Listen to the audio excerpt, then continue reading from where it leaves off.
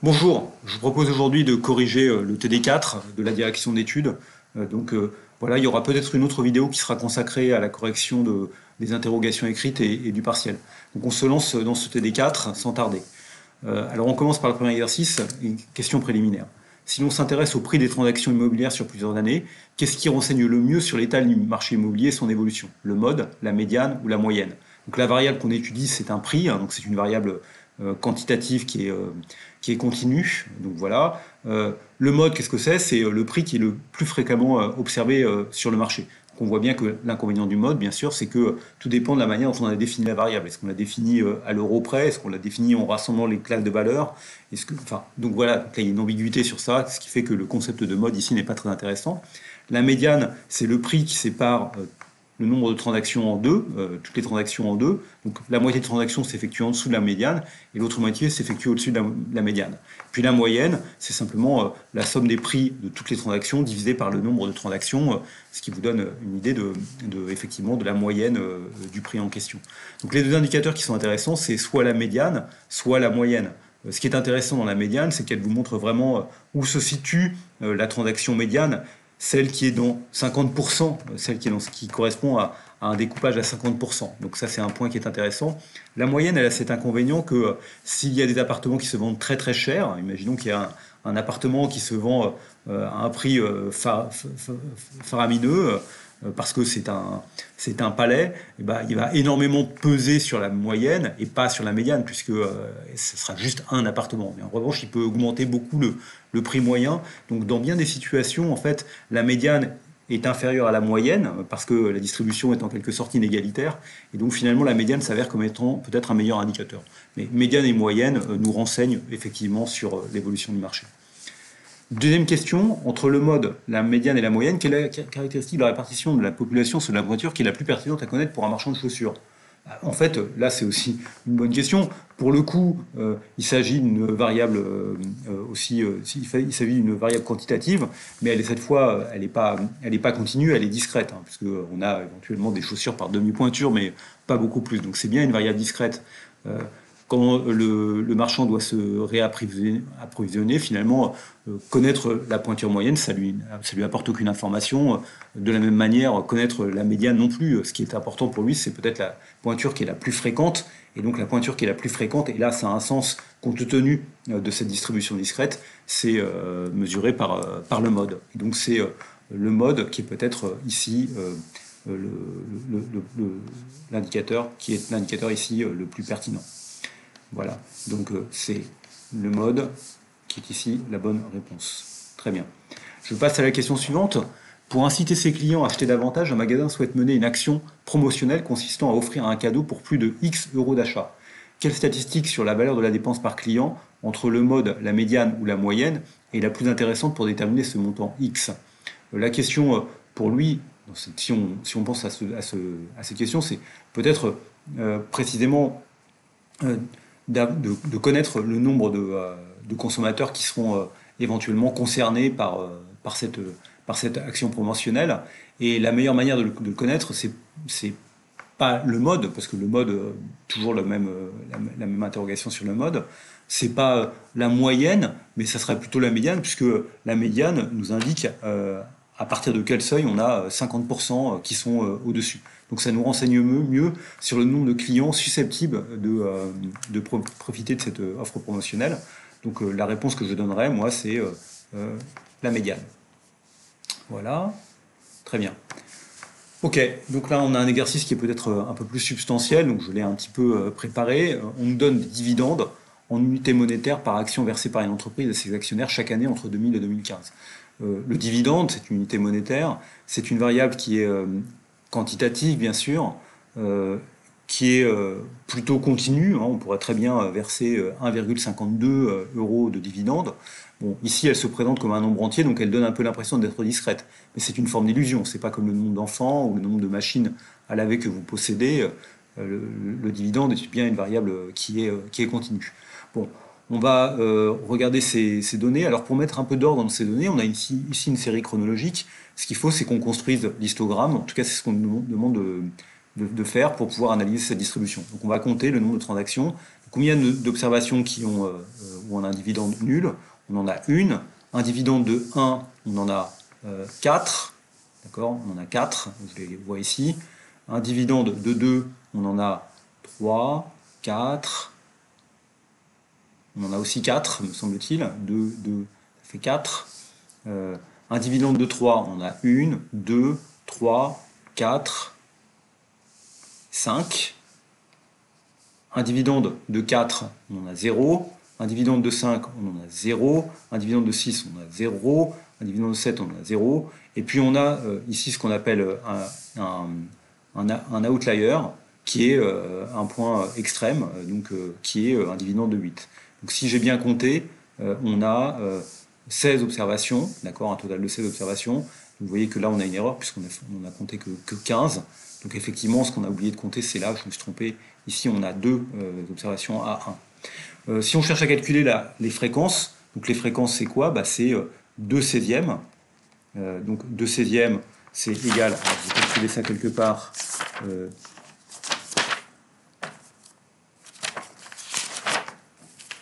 Excusez-moi. 2 16e, pardon.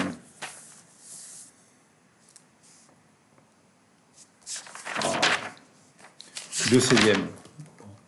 2 16e, c'est égal à 2 16e, c'est égal à 2,5, me semble-t-il. D'accord, donc c'est ça. Ça fait 12,5%. Excusez-moi, je perds du temps. 4 16e, c'est égal à 25%, c'est le quart. Ici, c'est encore 25%. Voilà. 5 16e, c'est égal à 25% plus la moitié de 12, donc c'est égal à 31,25%. Et puis ici, c'est égal à 6,25%. Et la somme de tout ça, ça doit être égal à 100. D'accord ? Tout ça, ça doit sommer à 100. Donc on vérifie que c'est juste. On vérifie rapidement que c'est juste. Ça fait 50, 43 et 6,25, donc ça fait bien 100%. On peut aussi calculer ici les fréquences cumulées, c'est quelque chose qu'on pourra peut-être utiliser. Donc oui, et bien sûr, ici c'est 0%, 0%, 0%, hein, évidemment. Donc voilà, ça correspond à ça. On peut calculer les fréquences cumulées. Donc fréquence cumulée, c'est le nombre de fois où c'est inférieur ou égal à 0, c'est 12,5%. Ensuite, ça fait 37,5%, d'accord, inférieur ou égal à 1. Ensuite, on ajoute cette observation, ça va nous faire du 62,5%. On ajoute celle-ci, ça va nous faire du 93,75%.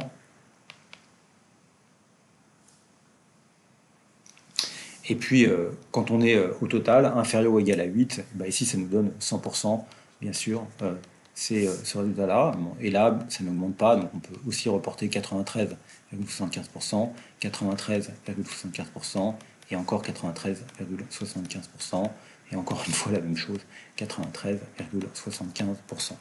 Voilà la réponse à cette question. Réorganiser les données, donc ça, on l'a fait. Calculer la moyenne, la médiane et le mode. Donc, comment on peut faire la moyenne? Simplement, pour faire la moyenne, on peut comptabiliser, on va simplement comptabiliser le nombre de fois où on a chacun des dividendes, ou alors on peut faire la somme de tous les dividendes, hein, il y a 2 manières de faire. On peut simplement sommer tous les dividendes qui ont été obtenus, donc on va faire 4, ici ça fait 4, plus 3, 7, 9, 11, 14, 15, 18, 19, 22, 23, 31, 34 et 35. 35, et si on divise par 16, si on fait 35 divisé par 16, on obtient la moyenne en question. Et donc cette moyenne en question, c'est 35 divisé par 16. Et donc la moyenne, elle est de 2,1875. 2,1875. De manière alternative, on aurait pu utiliser ici les fréquences avec les observations, d'accord? Donc ici, ce sont les observations, xi. Là, ce sont le nombre d'observations, c'est ce qu'on appelle les ni. Et une manière de faire la moyenne, c'est aussi de calculer la somme, éventuellement, des fi, xi, d'accord? Donc ça revient évidemment à la même chose.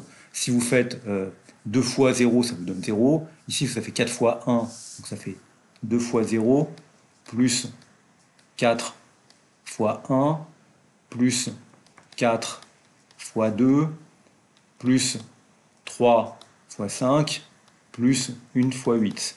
Et si je divise le tout par 16, j'obtiens normalement le même résultat. Ça me fait bien du 4, plus 8, ça fait 12, plus 15, 27, plus 8, 35, divisé par 16, et on retombe bien sûr sur cette moyenne de 2,1875. Calculer la médiane. Alors la médiane, c'est le montant des dividendes qui va couper l'échantillon en deux. Donc la manière de répondre à cette question, elle est assez simple. Vous allez simplement classer les observations de celle qui a le plus de dividendes à celle qui a le moins de dividendes, et vous allez regarder, hein, d'accord, donc vous en avez 16, voilà, donc vous allez les classer de celle qui a le moins de dividendes à celle qui a le plus de dividendes, d'accord, donc dans l'ordre de classement, et vous allez simplement regarder quel est le dividende qui est associé à la variable qui coupe l'échantillon en deux. Donc ici, il y a 16 observations. Vous voyez que ce qui coupe l'échantillon en deux, c'est le numéro 8. Alors c'est un petit peu ambigu parce que vous voyez que devant le numéro 8, vous avez 8 observations, et derrière le 8, vous avez 7 observations. Donc en fait, comme c'est un nombre pair ici, on est dans une situation un peu ambiguë. Je propose qu'on règle cette solution en expliquant que ça correspond au huitième. Et si vous regardez le classement, vous voyez bien que de toute façon, la réponse n'est pas très sensible, puisque vous voyez qu'il y en a deux observations qui correspondent à un dividende de 0. Ensuite, on a 4 qui correspondent à un dividende de 1. Et puis ensuite, on a 4 qui correspondent à un dividende de 2. Donc la médiane, c'est 2, hein, puisque vous avez c'est le montant le niveau de la variable qui correspond effectivement à la 8e position. Donc la médiane ici est de 2, mais je pense qu'on n'a pas besoin de faire une analyse plus sophistiquée parce que on a l'intégralité de l'échantillon. Donc on peut le faire de manière, on a l'intégralité de l'observation. On n'a pas un histogramme ou quelque chose, on peut directement le faire. Donc la médiane est 2, ça ne pose pas de problème. Quel est le mode ? Donc le mode, c'est la modalité la plus fréquente. Ici, le mode, c'est 3. D'accord ? Le mode, c'est 3. C'est un dividende de 3 qui est le plus fréquent. Donc le mode, c'est égal à 3. Que dire de 2012 ? Que dire de 2012 ? 2012, c'est un point qui est intéressant parce que le point 2012, c'est un point extrême. C'est ce qu'on appelle quelquefois un outlier. C'est-à-dire, c'est un point qui n'est peut-être pas significatif, ou c'est pas quelque chose d'exceptionnel. Donc c'est un point exceptionnel qui peut-être ne se reproduira pas. Il n'y a pas grand commentaire à faire en plus de celui-là.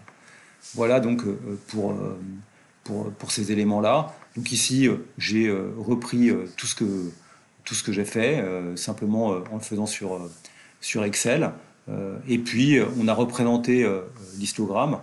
Donc, vous voyez, je me déplace ici, parce que quand vous représentez l'histogramme, en tout cas, il est bien important de bien faire apparaître le fait que 8 est effectivement un point extrême, d'accord ?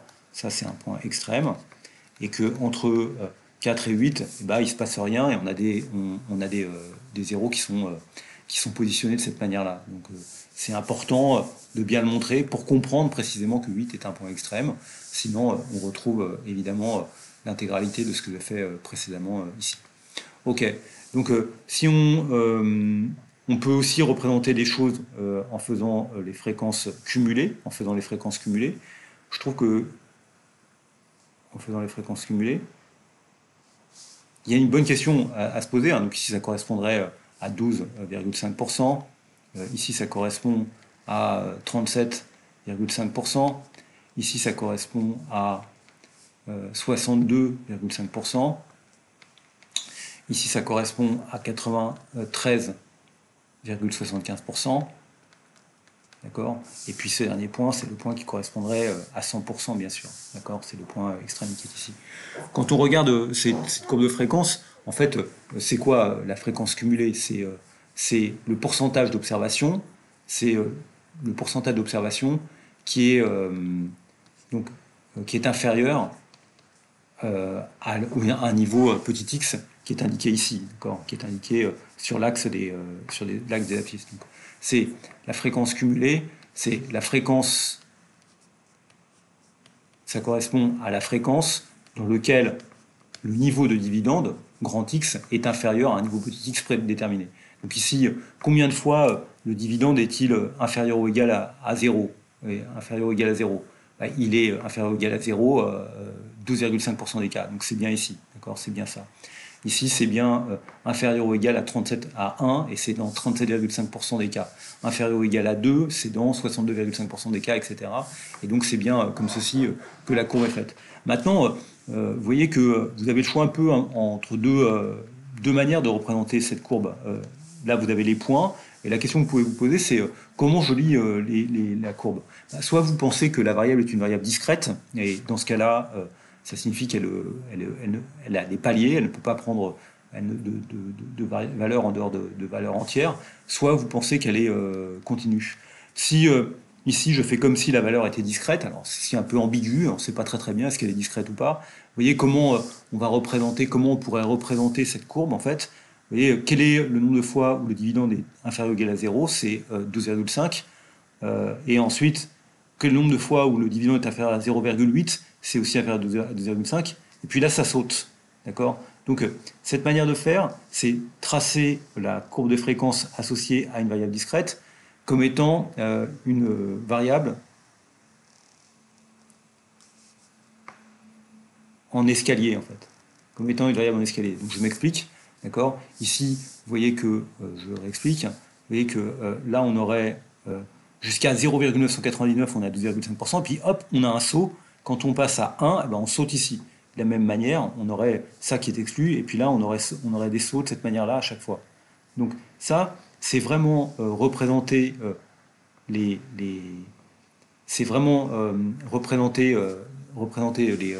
l'évolution comme étant une évolution discrète, et donc ça correspond à une courbe qui serait en escalier discontinu. En escalier discontinu. Si vous cherchez d'ailleurs sur cette courbe à mesurer, à regarder où se situe la médiane, la médiane, vous prenez la fréquence qui correspond à 50% et vous regardez pour quel niveau de x la médiane coupe la courbe de fréquence. Donc c'est ce que je fais ici. Vous voyez, ça c'est la courbe qui correspond à 50%, donc qui correspond au niveau de la médiane. Et la réponse là semble bien d'être de dire que la médiane vaut 2, c'est à ces endroits qu'elle le coupe. Sauf que comme la courbe est discontinue, en fait les choses sont un petit peu ambiguës. Une deuxième manière de voir les choses, c'est de dire qu'au contraire, le dividende, ici c'est des entiers, mais il aurait très bien pu être une variable continue, et donc finalement on doit représenter ça en continu. Et donc dans ce cas-là, les différents points, on ne va pas les lier par des courbes en escalier, on va les lier par des segments de droite. Donc je le représente ici en rouge, d'accord, et on aurait une courbe qui serait comme ceci en fait. Donc voilà, ça c'est le premier segment, un deuxième segment qui d'ailleurs, vous voyez, qui a la même pente, un troisième segment ici, d'accord, un quatrième segment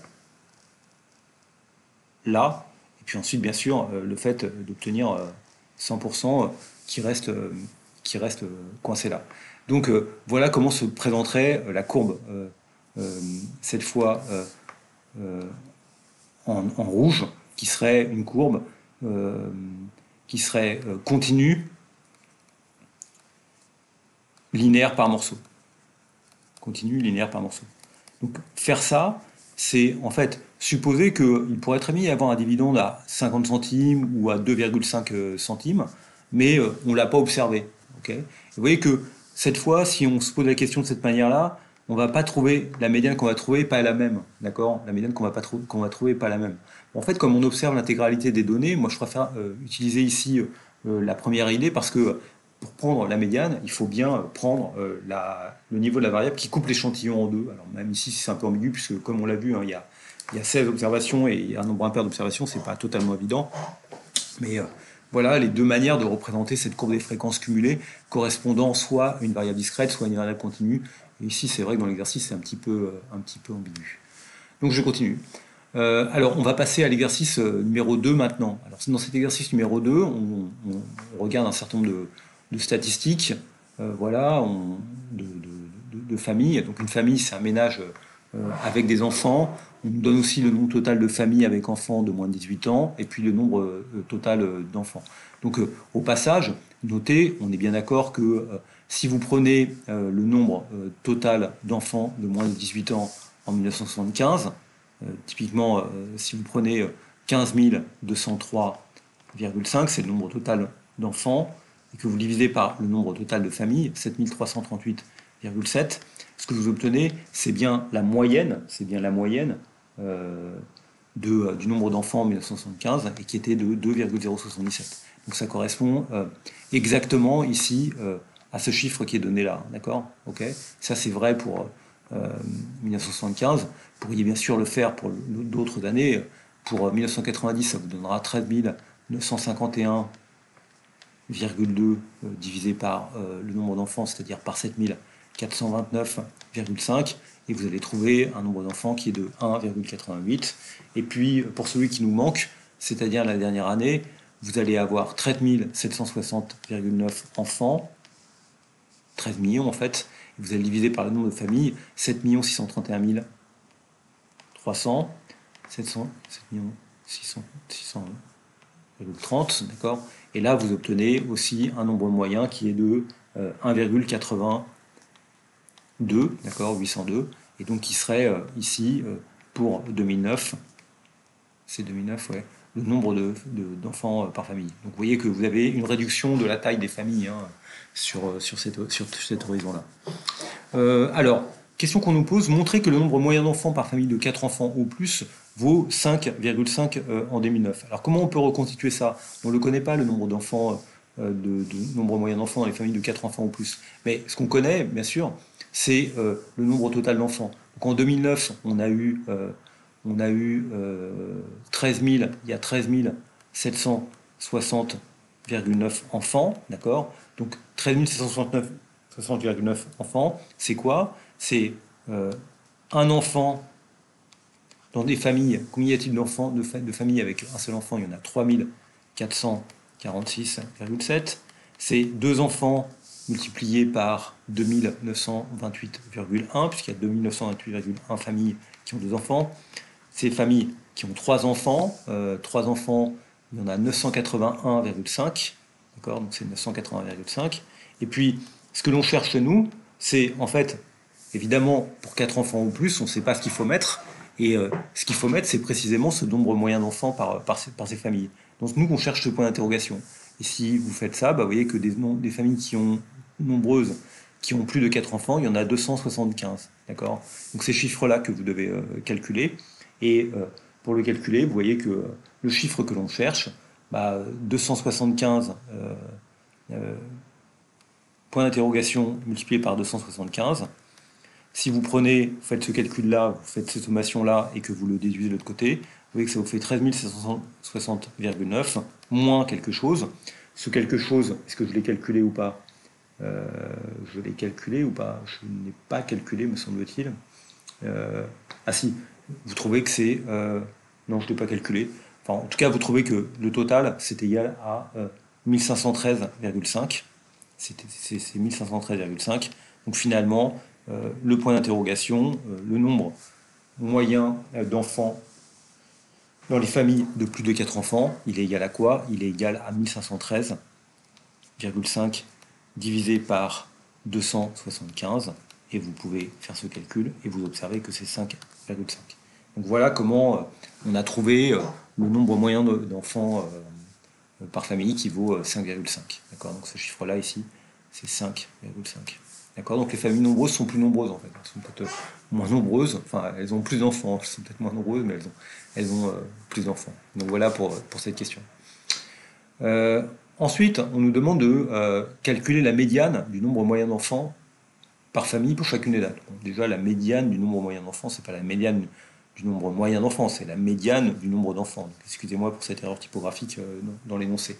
Comment vous pouvez calculer ça? Bon, donc on peut le regarder pour chacune des dates. Typiquement, regardons-le pour 2009. Ah, c'est pareil, vous allez classer les familles, vous allez faire une queue des familles, vous allez organiser une queue des familles, avec d'abord en mettant en premier les familles avec un enfant, deux enfants, trois enfants, etc. Donc et vous allez regarder à quel niveau se situe la médiane, c'est-à-dire à quel niveau se situent les 50%. Et bien sûr, vous voyez que vous avez 45,2% des familles qui ont un enfant, d'accord, et vous avez 38% qui en ont deux. 45 plus 38 est bien supérieur à 50. Et donc, si vous cherchez à voir quel est le nombre d'enfants de la famille qui est au milieu de votre queue, donc il y a autant de personnes devant elle que derrière elle, bien sûr, cette médiane est de 2. Cette médiane est de 2. Donc 2, c'est bien ce qui permet de couper en deux. Et évidemment que cela n'aurait pas de sens de chercher à avoir un nombre, c'est bien une variable discrète ici, il n'aurait pas de sens de faire une approximation linéaire. On va voir que dans l'exercice suivant, on fera une approximation linéaire parce qu'on utilise une variable qui est clairement continue, le nombre de kilomètres des taxis. Donc ici, évidemment, ça n'a pas de sens. Et vous voyez bien aussi que, précisément, bon, les choses ont évolué, mais que la médiane, elle n'a pas changé, elle est toujours avec 2 enfants. Et donc c'est bien 2 enfants qui constituent le nombre médian d'enfants par famille. Voilà, donc la question est ici réglée. Pourquoi la moyenne du nombre d'enfants par famille est-elle ici un meilleur indicateur de position centrale que la médiane? La médiane, elle n'évolue pas.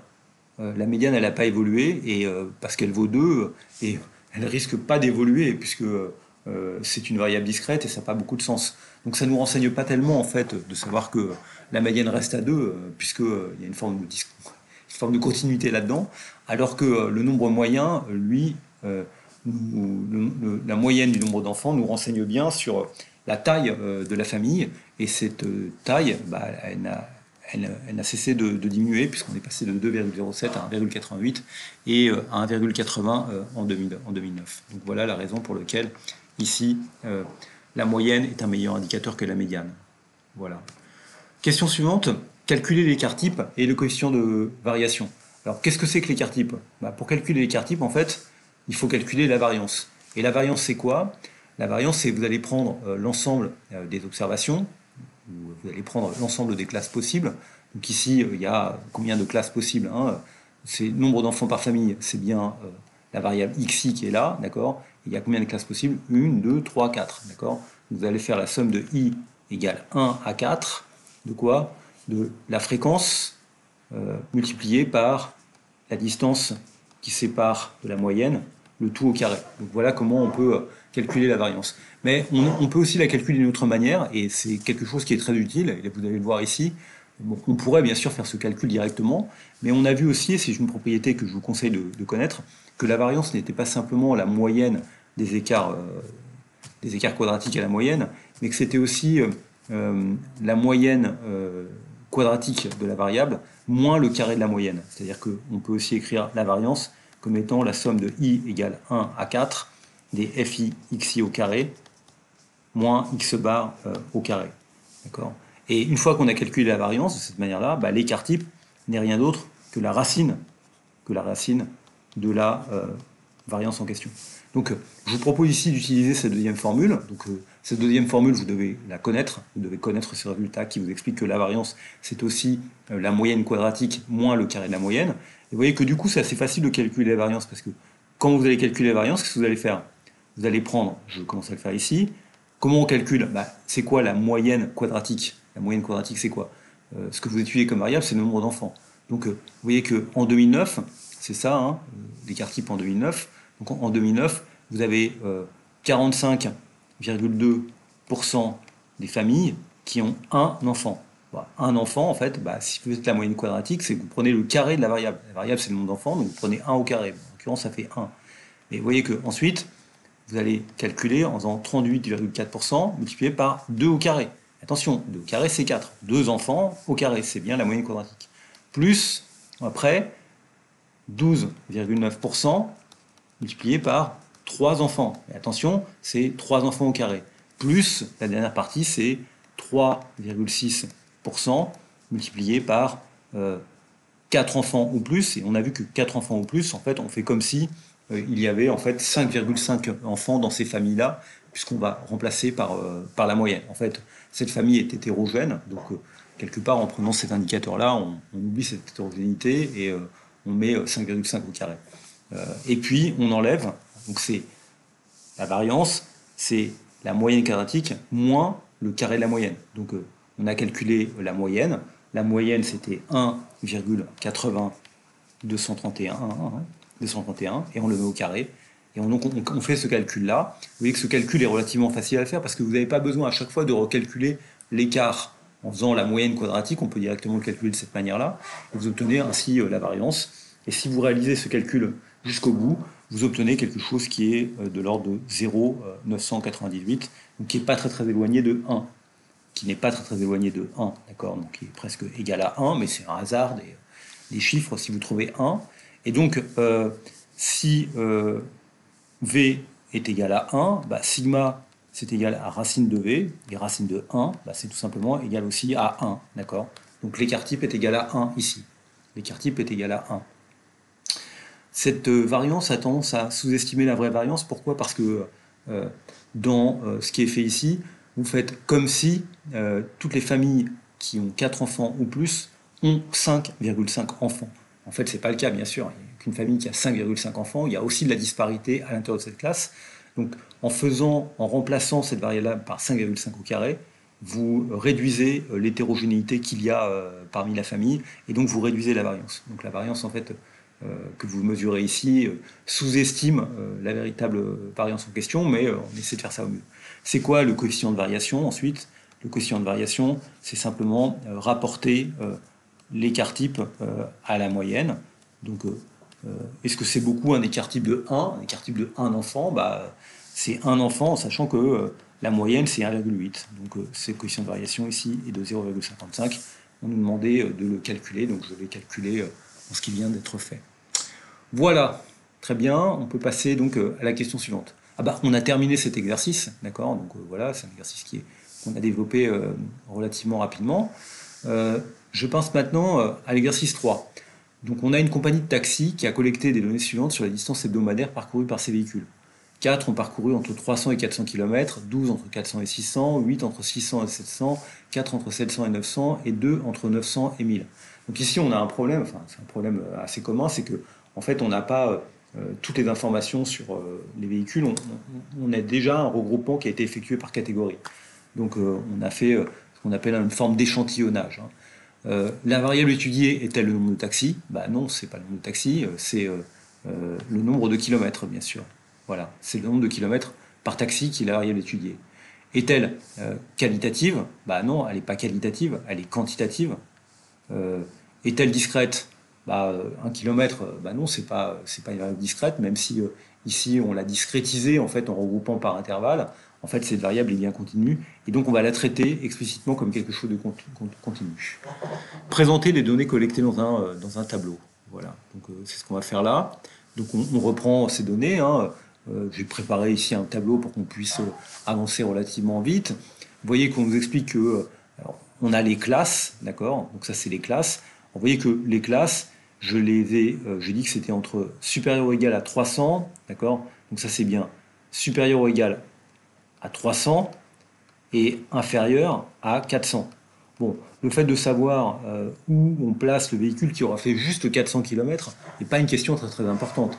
Ça serait vraiment pas de bol qu'il y en a un qui fait juste 400 km, mais après tout, on ne peut pas l'exclure.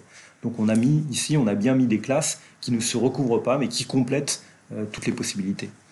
Alors, les effectifs, on l'a, 300 et 400, on en a 4, 400 et 600, on en a 12, on en a 8 entre 600 et 700, on en a 4 entre 700 et 900, et on en a 2 entre 900 et 1000. Donc au total, ça nous fait 16, 24, 28, et donc on a 30 taxis dans la compagnie. D'accord ? Voilà. Ce que l'on voit aussi, c'est que ces intervalles n'ont pas tous la même amplitude. Là, ici, il y a une amplitude qui est 100, ici, c'est une amplitude qui est 200, ici, une amplitude qui est 100, ici, une amplitude qui est 200, ici, une amplitude qui est 100. Donc, à un moment ou à un autre, peut-être qu'il sera utile de corriger les fréquences. Donc, pour calculer la fréquence, bah, ça, c'est la classe à laquelle la variable appartient. Xi appartient à ça, d'accord. La fréquence, ça, c'est les effectifs de chacune des classes. La fréquence, on la note Fi. Ici, c'est donc 4 divisé par 30, ça se mesure en pourcentage. Et 4 divisé par 30, c'est égal à 13,33%. 12 divisé par 30, c'est égal à 40%. 8 divisé par 30, c'est égal à 26,67%. Alors 26,67 ou 26,66, je ne sais pas exactement. Hein. 4, ça fait 13,33%. Et puis ici, on n'en a que 2, donc ça va nous faire du 6,67%. D'accord, 6,67%. Et bien sûr, le total correspondant à 100%. Alors, il y a un dernier élément qu'on nous demande aussi, qu'on nous demande de tenir compte ici, qui est la question qui est juste le centre de la classe. Pourquoi on nous interroge sur le centre de la classe? Parce qu'on veut que le centre de la classe soit en quelque sorte représentatif de la classe en question. Soit représentatif de la classe en question. Je le mets ici. Qu'est-ce que ça veut dire soit représentatif? Ça veut dire que à l'intérieur de chaque classe, si la distribution des taxis est uniforme à l'intérieur de chaque classe, bah, les taxis, en moyenne dans la classe en question, ont parcouru 350 km, 500 km, ont parcouru le milieu de l'intervalle en question. Donc c'est pour ça qu'on met le centre de la classe ici, comme étant représentatif de la classe, et ça sera peut-être quelque chose qui nous sera utile par la suite. Donc voilà pour ces deux premières questions. Je passe à la suivante. Donc on a reporté ici les résultats qu'on a déjà obtenus. Calculer la moyenne, la médiane, le mode, en précisant pour chacune des caractéristiques l'unité dans laquelle elle s'exprime. Donc la moyenne, comment peut-on calculer la moyenne? Ici on ne peut pas reconstituer la moyenne, mais précisément on peut la reconstituer, on n'a pas les informations exhaustives, comme dans le cas des dividendes tout à l'heure, on ne connaît pas le kilométrage précis parcouru par chacun des véhicules, mais on a regroupé par classe. L'hypothèse qu'on va faire, c'est que précisément, on va faire comme si, à l'intérieur de chaque classe, la moyenne des taxis qui appartiennent à la classe ont parcouru 350 km, 500 km, 150, etc. Et donc c'est comme ça qu'on va procéder au calcul de la moyenne en faisant cette approximation. Bien sûr qu'il s'agit d'une approximation, cette approximation est valide dès lors que la distribution est uniforme. Voilà. Donc, en prenant le centre de la classe, on a une moyenne raisonnable. On aurait pu prendre la borne inférieure de la classe. Dans ce cas-là, on aurait obtenu une moyenne qui sous-estime la véritable moyenne. On aurait pu prendre la borne supérieure. Dans ce cas-là, on aurait obtenu une moyenne qui surestime la véritable moyenne. Donc j'y vais. Ici, je fais avec 350. Donc, je vais simplement faire 13,33% multiplié par 350 plus 40% multiplié par 500, plus 26,67% multiplié par 650, plus 13,33% multiplié par 800, plus 6,67% multiplié par 950. D'accord. Et donc en faisant ce calcul, c'est un somme prod, hein, c'est bien cumuler des fréquences avec un produit scalaire avec les observations ici étant représentées par le centre de la classe, et le résultat que j'obtiens, c'est un kilométrage qui est de 590. D'accord. Donc ça signifie au total que dans la compagnie, puisqu'il y a 30 taxis dans la compagnie, n'oubliez pas que le nombre de kilomètres parcourus au total par les taxis de la compagnie, c'est quoi? C'est les 30 taxis multipliés par 590. D'accord. Donc ça, c'est le nombre de kilomètres parcourus. Et donc, vous pouvez calculer ceci comme étant égal à 17 700. C'est le nombre de kilomètres qui ont été parcourus par la compagnie en question. Voilà, et ça s'exprime bien sûr ici en kilomètres, puisque on nous demande l'unité. On nous demande ensuite de calculer la médiane. Alors, pour calculer la médiane, en fait, la médiane, c'est le nombre de kilomètres qui va couper le nombre de taxis en deux. Donc, il y aura 15 taxis d'un côté, 15 taxis de l'autre. Alors là aussi, on a un problème puisqu'on a un nombre impair de taxis, donc c'est pas exactement le couper en deux, puisque si on dit c'est finalement la médiane, ça serait le nombre de kilomètres parcourus par le 15e taxi dans la queue, c'est comme ça qu'il faudrait le dire.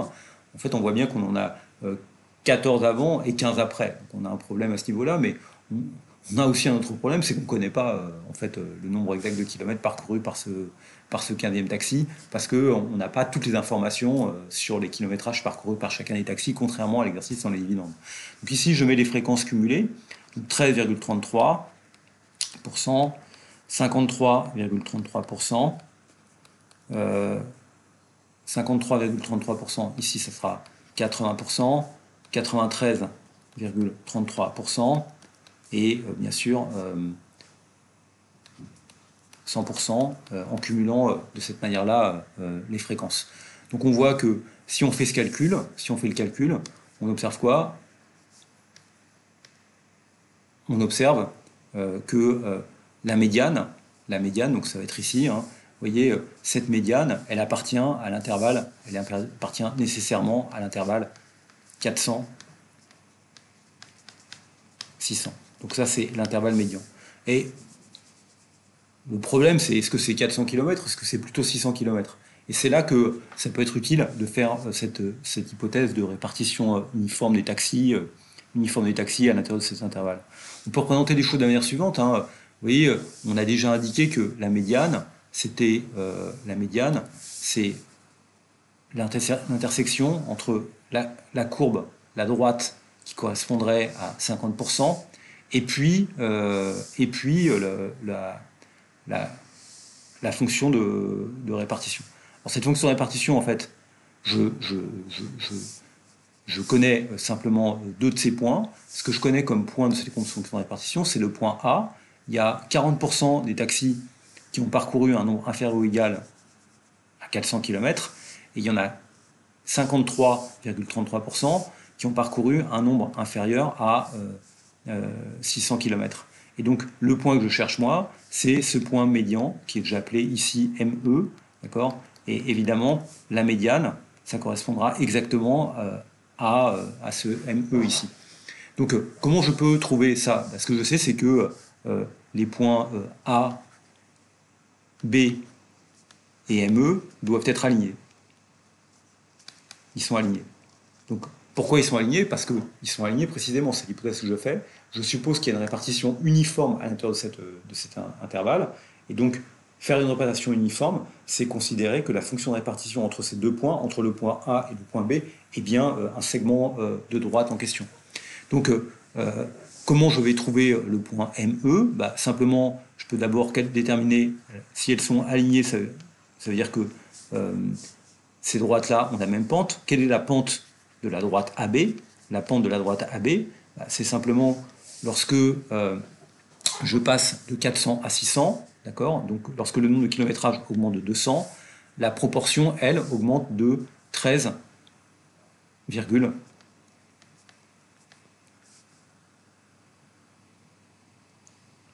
la proportion augmente de 13,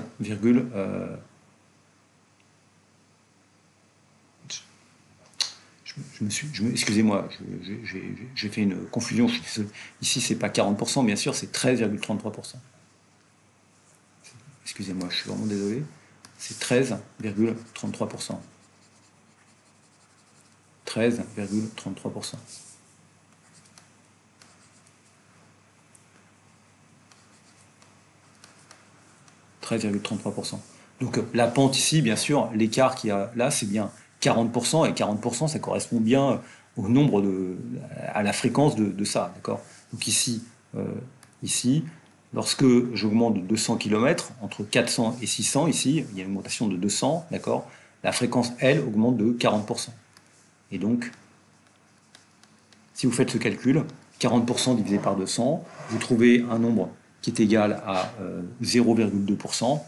Et ce 0,2%, c'est aussi ce qu'on appelle, ce qu'on avait appelé dans le cours, la densité de fréquence. La densité de fréquence. Maintenant, évidemment, vous voyez que la pente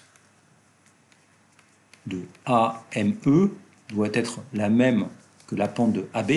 C'est quoi la pente de AME? C'est le point ME, il est... Voilà. Lorsque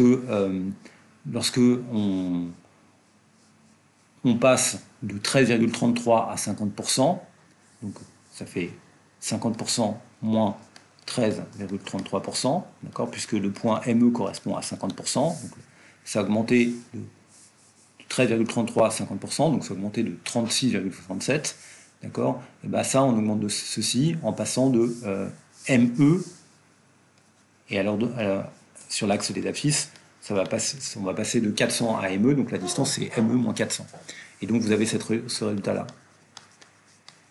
la pente de AME, c'est aussi la pente de AB, et la pente de AME, c'est 36,67 divisé par ME moins 400, divisé par 0,2%.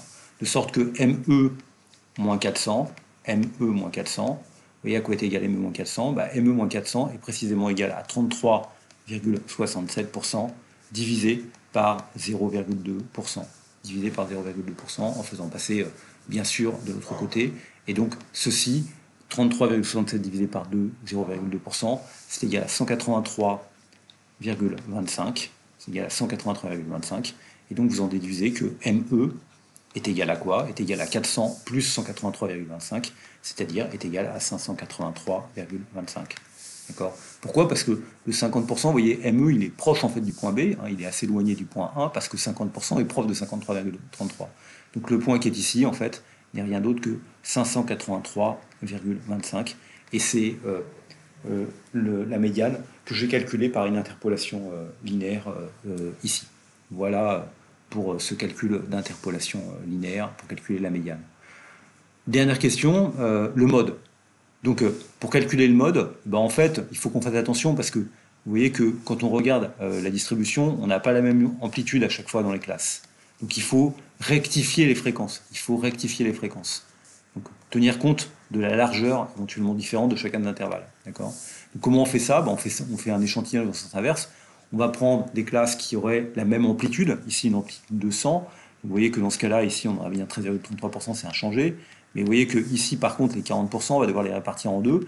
On va supposer que c'est uniforme entre les deux, donc on va les répartir de manière proportionnelle entre les deux, c'est-à-dire des divisés en deux. Entre 600 et 700, on a 26,67%. Donc cette fois, il n'y a pas d'ambiguïté sur ça, puisque c'est bien de longueur 100. Ici, on a 13,33, donc il va falloir les répartir en deux, donc ça va faire 6,67 des deux côtés. Entre 700 et 900. Donc là aussi, 6,67%. Et puis le dernier, 6,67%. Donc le mode, il est là. Alors ensuite, le mode, en fait, ceci, c'est l'intervalle modal. L'intervalle modal. Est-ce qu'on peut dire quelque chose sur le mode à l'intérieur de cet intervalle modal ? La réponse est non, en fait, puisque de toute façon, le mode, encore une fois, pour une variable qui continue, ça n'a pas beaucoup de signification. En revanche, l'intervalle modal en a une ici, et c'est bien ce mode est bien à l'intérieur de cet intervalle modal, et donc c'est l'intervalle le plus fréquent. Ok, je continue. On nous demande ensuite de déterminer les quartiles. Et quelle est leur unité ? C'est quoi les quartiles ? Le quartile d'ordre 1, c'est ce qui correspond à 25%. C'est ce qui correspond à 25%. Le quartile d'ordre 2, c'est la médiane, c'est ce qui correspond à 50%. Et donc à 75%. Donc, toujours la même chose, vous classez les 30 taxis et puis vous regardez combien de kilomètres a parcouru celui qui est au premier quart, combien de kilomètres a parcouru celui qui est à la moitié et combien de kilomètres a parcouru celui qui est à 75%. Donc la variable étant continue, on a toujours le même problème, c'est qu'on n'est pas capable en fait de le calculer sans faire une interpolation linéaire. Q2, on l'a déjà calculé, hein, on a vu que c'était la médiane, donc on va tout de suite le reporter. On a trouvé que c'était 583,25. Et puis kilomètres, bien sûr, c'est en kilomètres. Et ce qu'on va faire, c'est qu'on va calculer pour Q1 et pour Q3. Donc pour Q1, d'abord, la première chose à faire, c'est repérer où est Q1. Vous voyez que le point, on peut représenter les choses de la manière suivante, hein. Je peux ici représenter la courbe de répartition sur cet intervalle. Entre 400 et 600, vous voyez que entre 13,3 et 53,33%, c'est là-dedans que va être Q1. Donc Q1, il va être compris entre 400 et 600, il va appartenir à cet intervalle-là, exactement comme la médiane d'ailleurs. D'accord ? Et à quel niveau il va être ? Il va être là. Voilà, il va être là. Ça correspond au point Q1, ça correspond au point Q1. Le point Q1, c'est le point d'intersection avec la fréquence qui correspondrait à 25%. D'accord ? Donc c'est ça le point Q1. Donc qu'est-ce qu'on doit faire ? On doit juste se rappeler que si on fait une hypothèse de répartition uniforme, les points A, Q1 et B sont alignés. Donc ça veut dire quoi ? Ça veut dire que la pente de AQ1 doit être égale à la pente de AB. Et la pente de AB, je l'ai déjà calculé, la pente de AB, c'est égal à quoi la pente de AB? La pente de AB, c'est égal à 0,2%. Je l'ai déjà calculé. D'accord? C'était dans l'exercice précédent, dans la question précédente. La pente de AQ1, c'est quoi? C'est la manière, on va passer de 25% à 13,33%. Donc ça, c'est bien le delta Y. Ça, c'est bien delta Y. C'est ça, hein, c'est cette distance-là. Ok? C'est bien delta Y divisé par delta X. Et delta X, c'est précisément ce que je cherche. C'est la différence entre Q1 moins 400. Q1 moins 400. Donc c'est ça le delta X. Le delta X, il est exactement ici. D'accord? Et ça, delta Y sur delta X, ça doit être égal à 0,2%. Donc je vois quoi? Je vois que Q1, c'est tout simplement égal à 400 plus quoi? C'est tout simplement égal à 400 plus 25 moins 13,33. 25 moins 13,33, c'est égal exactement à 11,67%, divisé par 0,2%. D'accord? Et si vous faites ce calcul, vous obtenez un résultat qui est de 458,35. 458,35. Donc voilà ce que vous obtenez par l'interpolation linéaire. On doit le faire maintenant aussi avec Q3, donc il faut d'abord repérer dans quel intervalle est Q3. Vous voyez que à 600, on est à 53,33% et à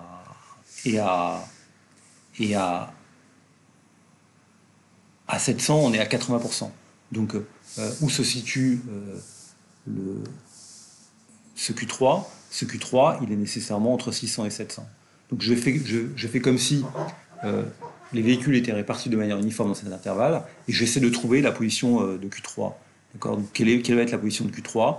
Et simplement, il faut que ça corresponde à un niveau qui serait le niveau de 75%. D'accord? Qui serait ici le niveau de 75%. Et le point Q3, il est exactement ici. Et le point que je cherche, moi, c'est exactement ce point-là que je cherche. C'est son ordonnée. D'accord? Donc de la même manière ici, vous voyez que la pente de BQ3,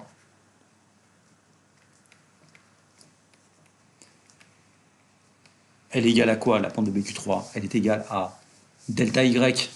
Donc, elle est égale à delta Y. Delta Y, c'est ça. Sur delta X, c'est ça. Delta Y, c'est donc 75 moins 53,33. Donc ça nous fait du 11,60. Non, c'est pas du 11,67, c'est du 21. Donc c'est 75% moins 53,33. Ça fait du 21,67%. D'accord? Donc c'est ça le delta Y ici. Hein, c'est bien cette distance-là. Divisé par quoi? Divisé par ce que je cherche, Q3 moins 600, d'accord? Et ça doit être égal à la pente de la droite BC, et la pente de la droite BC, c'est quoi? C'est la différence entre 80 et 53,33, donc 80% moins 53,33%, ça fait 26,67%, divisé par quoi? Divisé par 700 moins 600, c'est-à-dire par 100. Et donc, si vous faites cette division, vous trouvez quelque chose, une pente qui est de 0,80% moins 53,33, c'est 26,67%. Vous trouvez quelque chose qui est égal à 0,267%. Vous en déduisez quoi? Vous en déduisez que Q3, c'est égal à 600, plus la différence entre 75% et 53,33%, c'est-à-dire 21,67%, divisé par 0,267%. Divisé par 0,267%. Et vous trouvez que c'est égal à 681,25. Donc vous trouvez ici que ça, c'est égal à 681,25. Ok, donc on a aussi trouvé le quantile d'ordre 3, et à chaque fois, on a procédé à une interpolation linéaire pour trouver le résultat en question. Ok. J'en viens à la question suivante. Donc voilà, représenter graphiquement la distribution. Donc pour représenter graphiquement la distribution, on va représenter son histogramme rectifié. Donc on a vu comment on pouvait le rectifier simplement en regroupant ça dans des intervalles qui soient les bons ici, d'accord? Donc on l'a représenté ici non pas en termes de fréquence mais en termes d'effectifs. Donc bien sûr qu'il y a une rectification qui a été opérée. Donc ici c'est 4/30. 4/30, je ne sais plus combien c'est, ah oui, là c'est 13,33%. Ça vient une largeur de 1. Là c'était 40%, mais attention, il faut le représenter deux fois, donc ça fait 20% et 20%. Voilà, ça en fait 6 et 6 dans chaque espace, c'est le point qui est là. Entre 600 et 700, on a vu que c'était 8, et donc c'est 26,66%. Donc c'est le point le plus élevé. Et puis après, c'est que des 6,67%, correspond à ces points-là. Donc c'est pour ça qu'ici, on a ce palier qui est plat ici. Voilà.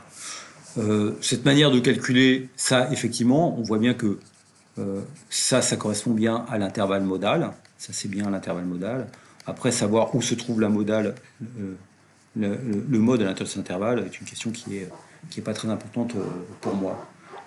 Donc, retrouver sur ces graphiques, quand c'est possible, les valeurs calculées précédemment. Ici, on peut repérer l'intervalle modal, mais bien sûr, on a plus de mal à repérer la moyenne. C'est pas quelque chose qui est complètement simple. On ne peut pas le faire. On peut juste indiquer où elle se situe. D'accord. Donc, la moyenne, elle est de combien on avait trouvé? On avait trouvé 590. Donc, la moyenne, elle est là. Hein, X bar est là. La médiane, on a vu qu'elle était, on l'avait aussi calculée par une interpolation linéaire. On a vu que la médiane, elle était aussi à 183, elle n'est pas très éloignée. Donc ça, c'est Q2, c'est la médiane.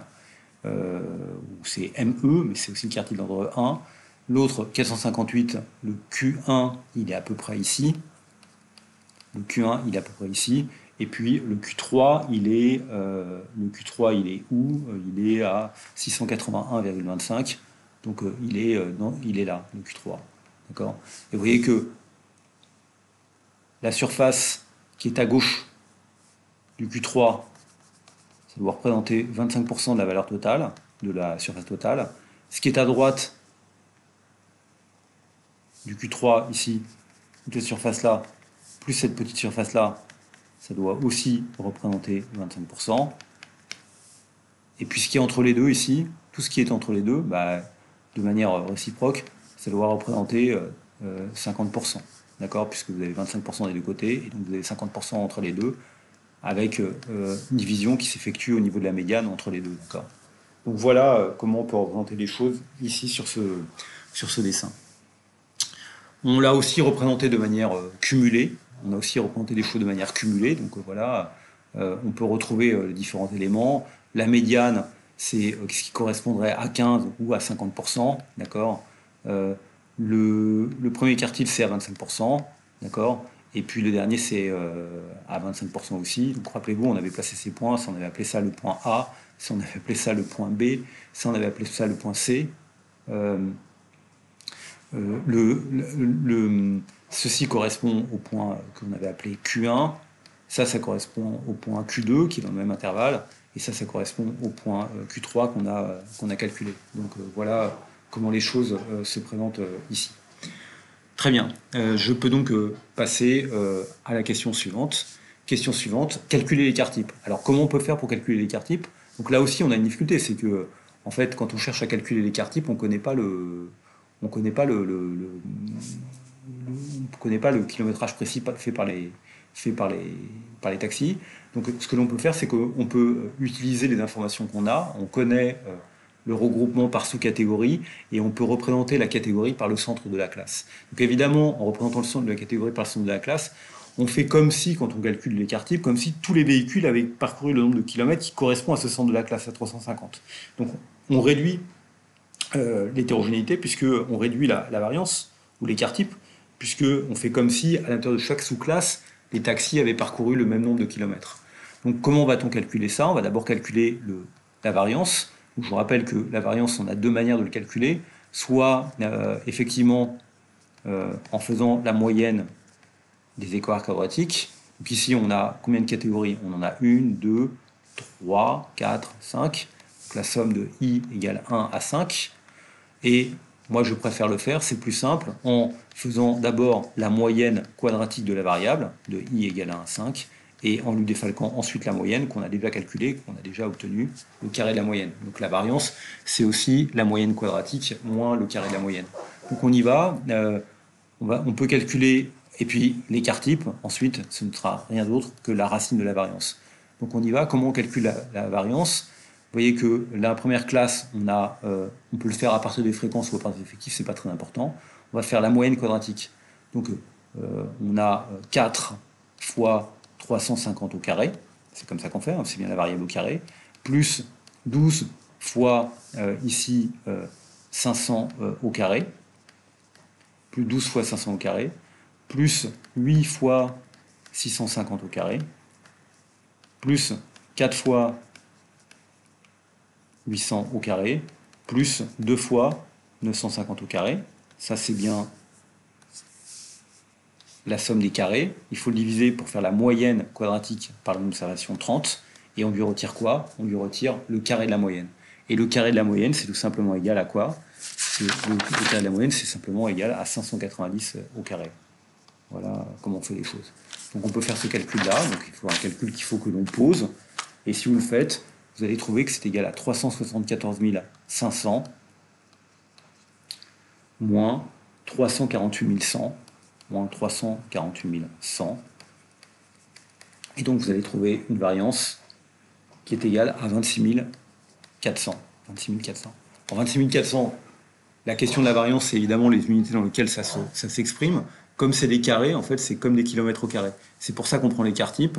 On prend l'écart type, on prend la racine de 26 400 et on trouve un certain nombre.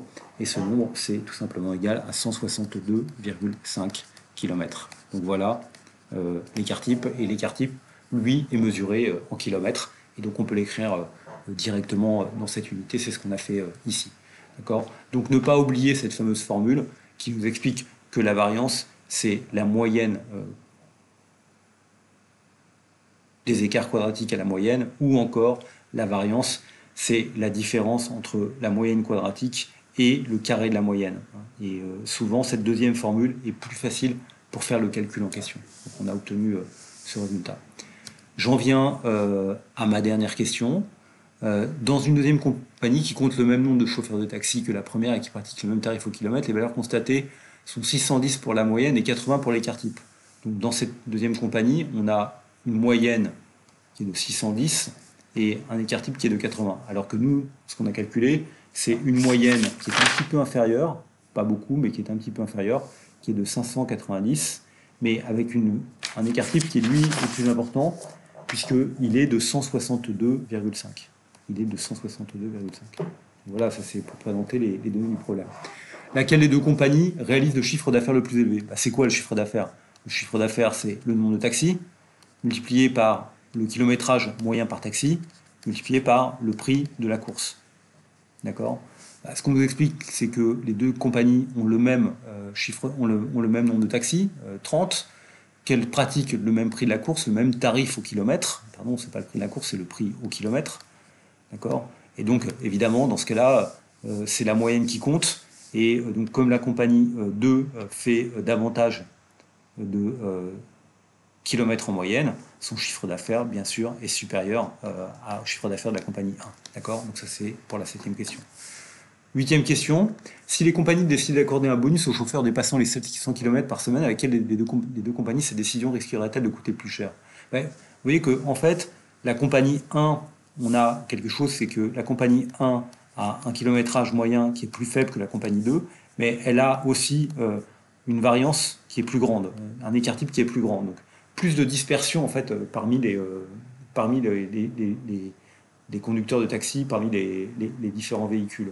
Donc si on décide de donner un bonus aux chauffeurs qui dépassent 700, vous voyez que compte tenu de l'écart type ici qui est plus important dans la compagnie 1, c'est dans la compagnie 1 puisqu'il y a plus d'écart par rapport à la moyenne, donc il y a plus de points extrêmes, donc c'est dans la compagnie 1 où c'est susceptible de coûter le plus cher pour les deux compagnies.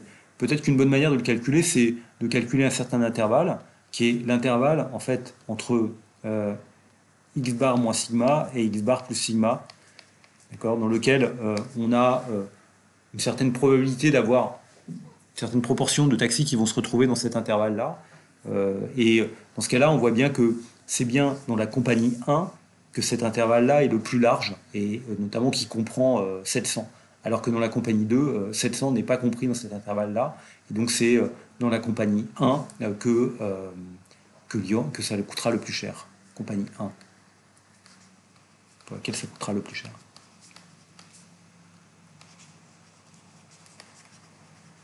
Voilà pour cet exercice. Donc je peux passer maintenant à l'exercice suivant, me semble-t-il. Alors, on y va. Cet exercice, c'est un exercice qui va nous permettre de faire un petit peu d'Excel. Le tableau ci-dessous écrit la distribution des salaires mensuels en France en euros en 2011. Donc, vous voyez que dans ce tableau, en fait, on nous donne des renseignements sur D1, D2, D3, D4, D5, D6, sur les déciles. Donc, ça signifie ici qu'il y a 10% des gens qui gagnent moins de 1170 euros. Et puis, on nous donne les déciles. Et puis, vous voyez qu'on décrit un petit peu mieux le top, le haut de la distribution, puisqu'on nous donne aussi le niveau qui correspondrait à C95, c'est-à-dire au 95e centile. Donc il y a 5% des gens qui ont un salaire supérieur à 4536 euros, et il y en a 1% qui a un salaire supérieur à 7817. Et puis on nous donne aussi la moyenne qui est ici. Donc quels sont les salariés qui sont les 40% qui sont au milieu de la distribution? C'est quoi ceux qui sont au milieu de la distribution? C'est ceux qui sont compris entre 30%, qui sont compris entre D3, d'accord, c'est ceux qui appartiennent à l'intervalle D3, qui correspondrait à 30%, d'accord, donc il y a 30% qui sont au-dessus, qui sont en dessous, et D7, d'accord. On voit qu'il y a 40% des gens qui appartiennent à D3, D7, il y en a 30% qui seront en dessous des 3 et 30% qui seront au-dessus de D7. Donc les 40% de salariés qui sont au milieu de la distribution, ils sont compris entre quoi et quoi? Ils sont compris entre 1559 euros et 2156 euros. Voilà, donc c'est ça la classe moyenne.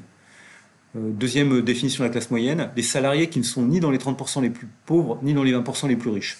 Donc ne pas être dans les 30% les plus pauvres, c'est gagner plus de 1559, c'est être au-dessus de D3, et puis ni dans les 20% les plus riches, alors là, vous voyez, on va jusqu'à 2569. Donc là, on a une option de classe moyenne qui est un petit peu plus large, d'accord. Donc vous voyez que si vous regardez ensuite la moyenne des salaires, donc le W bar, moyenne du salaire, 2130 euros, à chaque fois, ce W bar est compris dans ça. Vous observez que la moyenne des salaires est plus élevée que la médiane, hein, d'accord. Cette moyenne, la moyenne ici, et c'est souvent ce qu'on a, la moyenne est supérieure à la médiane, parce qu'on a des inégalités de revenus. Donc évidemment, si vous avez quelqu'un qui gagne énormément d'argent, dans la médiane, il ne compte que pour une seule personne, alors que dans la moyenne, il augmente bien sûr le salaire moyen, et c'est ce qui explique que la moyenne est supérieure à la médiane. Voilà pour cette première question. La classe moyenne inclut-elle le salaire moyen? Bien sûr. C'est tout juste pour la première définition, mais c'est oui pour les deux définitions. Le salaire médian, bien sûr, parce que le salaire médian, c'est le D5. Donc c'est oui également. Donc voilà pour cette question. Alors, moi, ce que j'ai trouvé intéressant, c'est de vous montrer, par rapport à cet exercice, de faire un petit peu de Excel. Donc on va passer un instant sur Excel, où je vais présenter les données. Donc ce que j'ai fait, c'est que, en fait, vous voyez, j'ai repris ces données-là, et je les ai recopiées en dessous. Donc j'ai mis le décile, et j'ai mis le niveau qui correspond à chacun du décile en question. Pourquoi? Parce que, en fait, qu'est-ce que c'est qu'un décile, en fait? C'est juste une manière de définir la distribution. Ce que l'on voit, c'est ce que je fais en dessous, à partir de ce tableau, on peut reconstituer la fonction de densité. Vous voyez que ça signifie quoi, la première information? Ça signifie que 10% des gens gagnent moins de 1170. Entre 10, il y a 20% des gens qui gagnent moins de 1305. Donc ça signifie que dans l'intervalle entre 0 et 1170, il y a 10% des gens. Dans l'intervalle 1170-1305, il y a 10% des gens. Dans l'intervalle 1305-1428, il y a 10% des gens, etc. Et on peut, de cette manière-là, reconstituer les différentes classes qui constituent la distribution. Et vous voyez que quand on arrive en haut de la distribution, on peut même être un peu plus précis, parce que vous voyez que entre le D9 et le C95, donc entre 3400 et 4556, on a 5% des gens, puisque ça correspond à une largeur de 5%. Et puis là, ici, on a 4% des gens qui sont entre 4356 et 7817, puisque ça correspond à la différence entre le C95 et le C99. Et puis ici, on a la dernière classe qui correspond à 1% des gens, puisque c'est le dernier centile.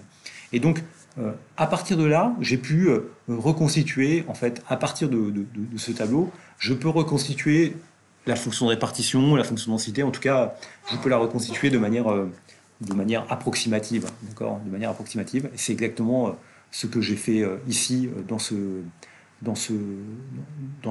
tableau, d'accord, dans ce tableau. Alors, il y a un élément qui est intéressant, c'est que si je suis capable de la reconstituer, je suis capable aussi de représenter la courbe des fréquences cumulées, d'accord. Je suis aussi capable de représenter la courbe des fréquences cumulées. C'est exactement ce que j'ai fait ici. Vous voyez, j'ai représenté la courbe des fréquences cumulées, les différents points qui correspondent à chacun de mes déciles, 10%, 20%, 30%, 40%, 50%, donc ça c'est la médiane. 60%, 70%, 80%, 90%. Là, j'ai un point de précision qui est 95%. Là, j'ai un point de précision qui est 99%. Et puis, j'ai ensuite, au-dessus, on monte à 100%. Et donc, ils sont ici liés par des segments de droite, mais c'est bien une fréquence cumulée qui est représentée de cette manière-là. Donc, si je peux faire ça, ça veut dire aussi que je peux tenter de calculer une moyenne à l'aide de cette représentation. Vous voyez que c'est ce que je vais tenter de faire ici. En fait, comment je pourrais calculer une moyenne? D'abord, la moyenne, on me la donne déjà.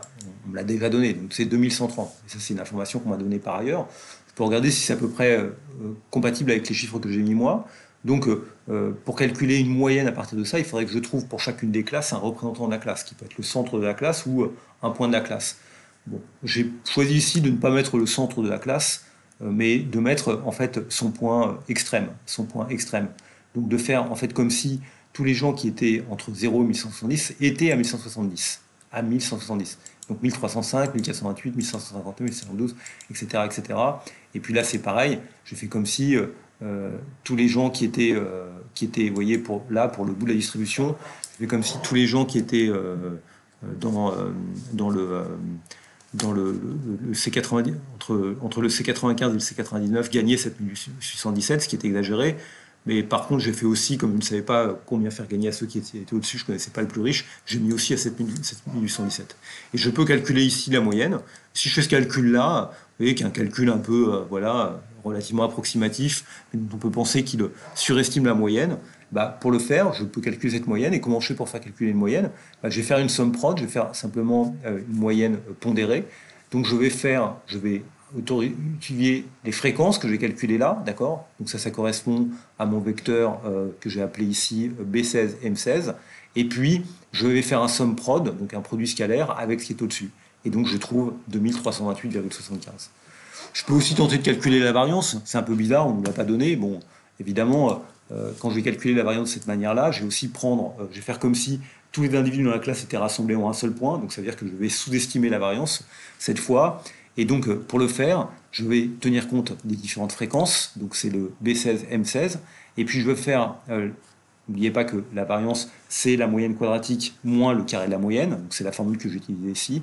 Donc, la moyenne quadratique, je peux le calculer par un sum prod. Je tiens compte des fréquences B16, M16. Et puis, pour faire le carré, en fait, je fais un sum prod du vecteur B15, M15 avec lui-même. D'accord? Et donc, ça... Le premier terme, sum prod de ces trois termes, c'est simplement la moyenne quadratique, moins B19 au carré. B19, c'est la moyenne au carré, donc c'est bien la moyenne quadratique moins le carré de la moyenne, et j'obtiens la variance ainsi. D'accord? Donc voilà la variance. Si je prends ensuite l'écart type c'est la racine de la variance, donc je calcule cet écart type et je trouve 1506, et donc j'ai caractérisé la variance de la distribution. Donc voilà, j'ai fait un travail qui est intéressant parce que je suis parvenu, à partir de cette distribution, à reconstruire la moyenne et l'écart type, même si c'est bien sûr des approximations dont je peux penser que pour la moyenne, c'est un petit peu au-dessus de la vraie moyenne, et ça je le vérifie puisqu'on m'a donné la moyenne qui est à 2130, donc ça je le vérifie. Et pour la variance, au contraire, c'est un petit peu en dessous parce que je fais comme si, à l'intérieur de chaque classe, les individus avaient le même salaire, comme s'il n'y avait pas de disparité à l'intérieur des classes. Donc ça réduit la variance, en fait il y a une disparité à l'intérieur des classes, et donc ça réduit la variance, et donc j'ai plutôt une sous-estimation dans la variance, dans ce que je viens de faire ici. Ok, Très bien. C'est ce que j'ai fait ici, hein, d'accord? Donc on retrouve ma courbe ici et on retrouve mes différents éléments avec ma moyenne. Donc je vous ai montré dans Excel comment c'était possible de le faire. Voilà. Ok. On nous demande ensuite de faire quelques calculs. Calculer le rapport interdécile, d'accord? Donc quand on nous demande de calculer un rapport interdécile, on doit rapporter la manière dont le D9, celui qui est à 90%, combien de fois il gagne en plus que le D1. Donc je peux le calculer ici, D9 sur D1, j'obtiens 3400 sur 1770, d'accord? Et c'est 2,9. Donc il gagne près de 3 fois plus que celui qui est à 10% en termes de salaire, 3 fois plus que, que lui. Ok.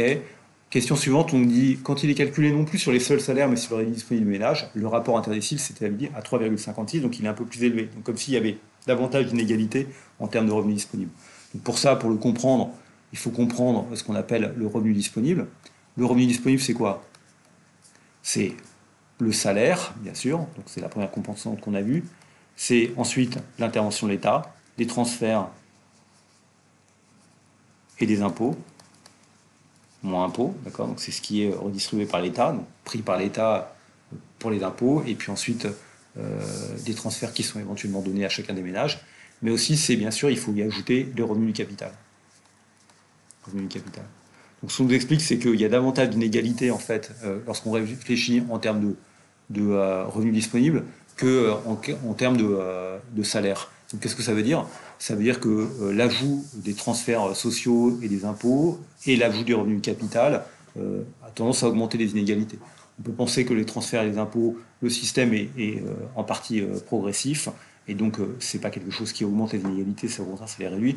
Par contre, les revenus du capital, eux, vont très certainement jouer dans le sens inverse. Et donc si cette variable est supérieure, c'est parce que la distribution des revenus du capital est beaucoup plus inégalitaire et donc accroît les disparités par rapport aux disparités salariales. Voilà la réponse à cette question.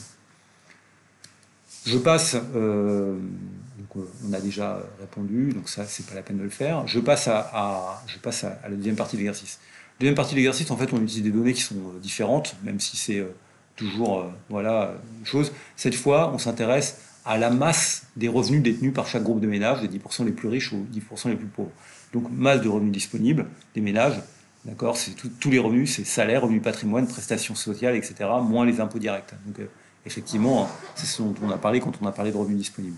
Donc on me donne ce tableau. Vous voyez que ce tableau, on a juste les trucs en termes de déciles, ici le D1, D2, D3, etc., jusqu'à D9, jusqu'à D9. Et ce qu'on nous donne, c'est les parts qui sont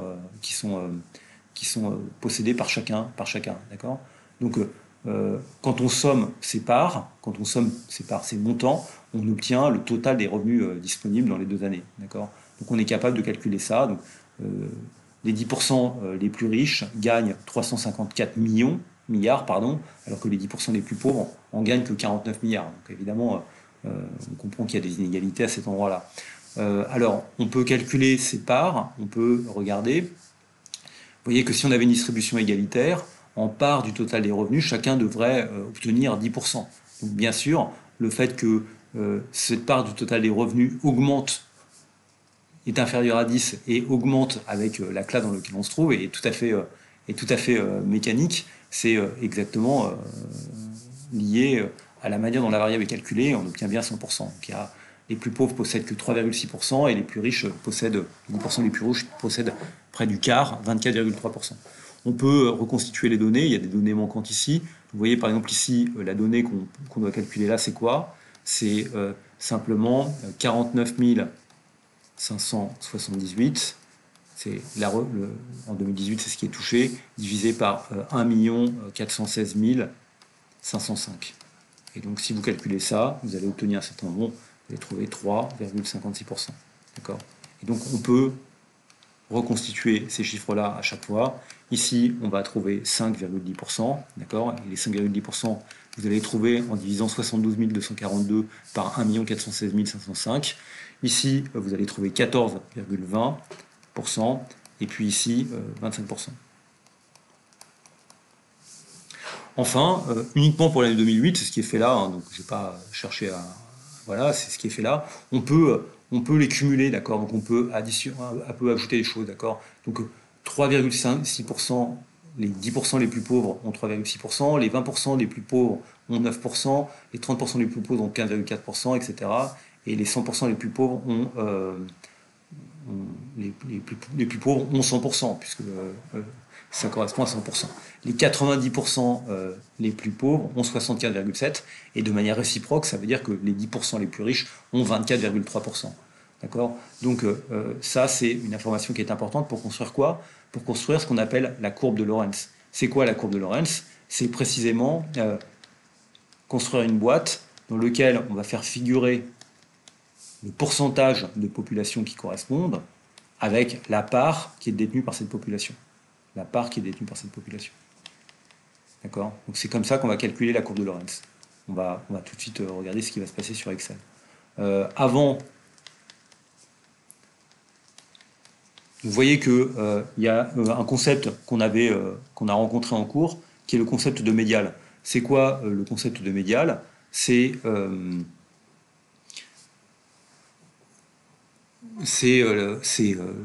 concept de médial, c'est ce qui correspondrait à l'observation qui partage la masse en deux, donc à 50%. Donc le point médial, il est ici. Le point médial, il est ici. 50%, d'accord? Il est ici. J'en viens à ma courbe de Lorentz. Alors j'y vais parce que je peux reprendre ces données exactement comme je l'ai fait en allant sous Excel. Donc c'est ce que je fais maintenant. Je pars sur Excel et je regarde les données, ces données-là. D'accord? Donc j'ai les données ici qui sont la masse des revenus détenus par chaque décile en 2011. C'est bien en 2011 que je le fais. Bon, je ne sais pas si oui, c'est ça, c'est en 2011. Donc je vais reconstituer ces différents éléments, voilà, des 0, des 1, etc. J'ai la part des revenus que j'ai recalculé, d'accord? Donc à chaque fois, je l'ai calculé par ma formule, hein, par la formule Excel, et puis je peux cumuler, d'accord? Vous voyez, pour cumuler, ce que je fais, c'est que je somme, bien sûr, et pour sommer, je mets 1 dollar, je fais somme C27, C $, 27, C27, simplement parce que c'est une formule qui est recopiable, parce que vous voyez qu'en mettant 1 dollar, ça me permet de fixer le point à partir duquel je somme, qui est le premier point en question, et puis j'ai la part des ménages qui est ici. C'est quoi la courbe de Lorentz? La courbe de Lorentz, c'est précisément tracer un carré avec un côté qui est de taille 1, de longueur 1, donc qui va de 0 à 100%. Sur l'axe des abscisses, je mets la part des ménages, et sur l'axe des ordonnées, je mets la part de patrimoine ou la part de revenus disponibles capturée par ces ménages en question. D'accord? Donc si la distribution était complètement inégalitaire, donc ici j'ai 10 points possibles, hein, puisque c'est les 10 points que j'ai représentés ici, ici vous voyez j'ai 10%, c'est ce point-là, 10% qui correspond à 4%. Ici j'ai 20% qui correspond à 9%, etc. Et donc c'est comme ça que j'ai construit cette courbe de Lorentz, vous voyez, avec la courbe, avec les différents points qui sont indiqués ici. D'accord?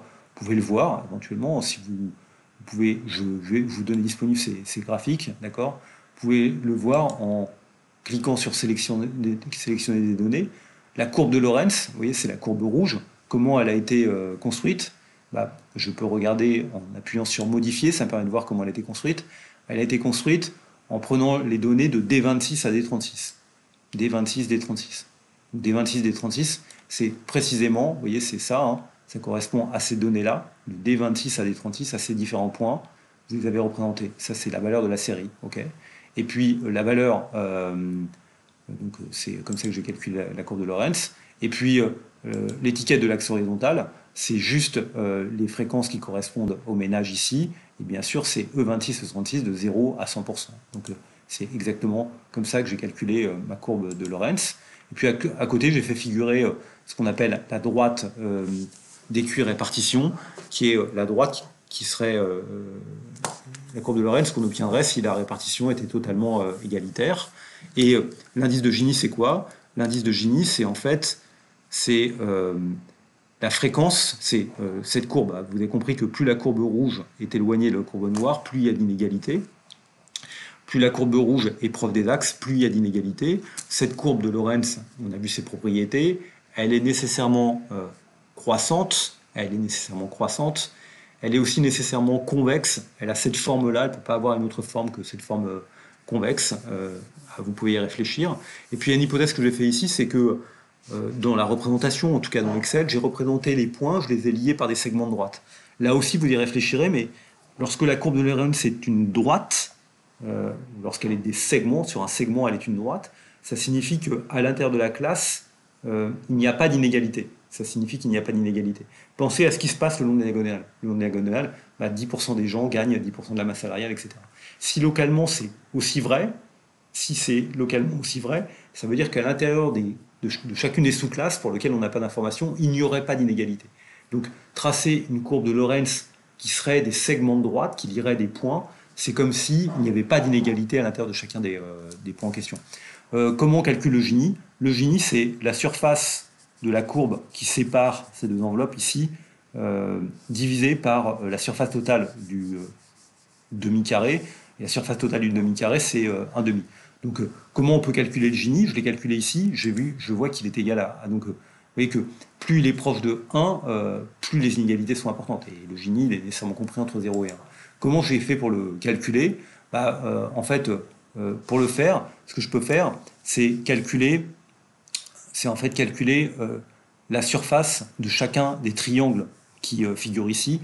Et ce que j'ai fait par cette formule, qui est un petit peu compliquée, je vous l'accorde, mais qui me permet de calculer exactement la surface qui correspond à l'écart entre les deux. D'accord? Donc c'est comme ça que j'ai calculé ici le coefficient de Gini. Donc je l'ai calculé de manière exacte, en admettant bien sûr qu'il y avait une droite qui liait les deux triangles. Pour ceux qui s'y intéressent, vous pouvez essayer de réfléchir à la formule que j'ai utilisée, essayer de la décomposer, de la comprendre. Je ne vais pas ici trop en parler, mais c'est comme ça que j'ai calculé, moi, le coefficient de Gini qui vaut 0,29 à partir de la courbe de Lorentz. Donc je reviens pour terminer cet exercice à la fin. Représenter la courbe de Lorentz, d'accord? Donc la courbe de Lorentz, cette courbe de Lorentz, elle lie nécessairement ici le nombre de ménages ou la fréquence de ménages avec ici la part de revenus disponibles des ménages. D'accord? Donc c'est toujours comme ça que ça fonctionne. Cette courbe de Lorentz, cette courbe de concentration, elle est toujours croissante. Elle est toujours convexe. Et l'indicateur qui nous permet de calculer cette courbe, c'est l'indicateur de Gini. Et l'indicateur de Gini, c'est simplement la surface hachurée, ici en noir, divisée par la surface de ce triangle rectangle. Et comme le carré est de 1 sur 1, et donc il y a une surface de 1, cette surface est de 1,5 ici. Donc c'est ça le Gini. Et vous voyez que ce Gini, il est bien compris entre 1, ça serait le cas, s'il vaut 1, ça veut dire qu'il y a un seul individu qui détient tout, d'accord, qui détiendrait tout. Dans ce cas-là, la surface serait de 1,5, et 0, puisque de toute façon, la courbe de Lorentz, elle est nécessairement sous la diagonale. Elle est nécessairement sous la diagonale, elle ne peut pas être ailleurs que sous la diagonale. Donc voilà pour répondre à ce dernier exercice. Ok, donc voilà la correction de ce dernier exercice.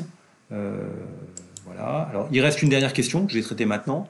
À partir des résultats obtenus précédemment et sans tracer la courbe de Lorentz pour 2008, que pouvez-vous dire concernant l'évolution des inégalités de revenus entre 2008 et 2011? On peut essayer de regarder. Alors, si vous regardez ces chiffres, vous voyez que ce que vous voyez, c'est que ici, il semble que la part de richesse, de revenus capturés par les 10% les plus pauvres a baissé. Donc c'est aussi vrai là, c'est aussi vrai là, c'est aussi vrai là, c'est aussi vrai là. D'accord? Ça a baissé. Là aussi, ça a baissé. Là aussi, ça a baissé. Et puis, il y a un moment, évidemment, où ça va s'inverser, parce que ça ne peut pas tout le temps baisser, puisqu'on va devoir nécessairement arriver à 50%. Donc, bien sûr, après, ça remonte, mais on doit le lire en sens inverse, d'accord? Ici, si ce chiffre-là est supérieur, est inférieur, d'accord? Ça veut dire quoi? Ça veut dire que les plus riches, ici, détiennent 25%, les 90% des plus riches détiennent 25%, alors que précédemment, ils en détenaient que 24,3%, d'accord? Donc, Le fait que 75% soit inférieur à 75,7 signifie que les plus riches, en fait, détiennent une partie plus grande, hein, 80%. Les 80% les plus riches détiennent 39,2 alors qu'ils détenaient avant 30,3. Donc ce que l'on peut dire ici, c'est que les inégalités se sont accrues.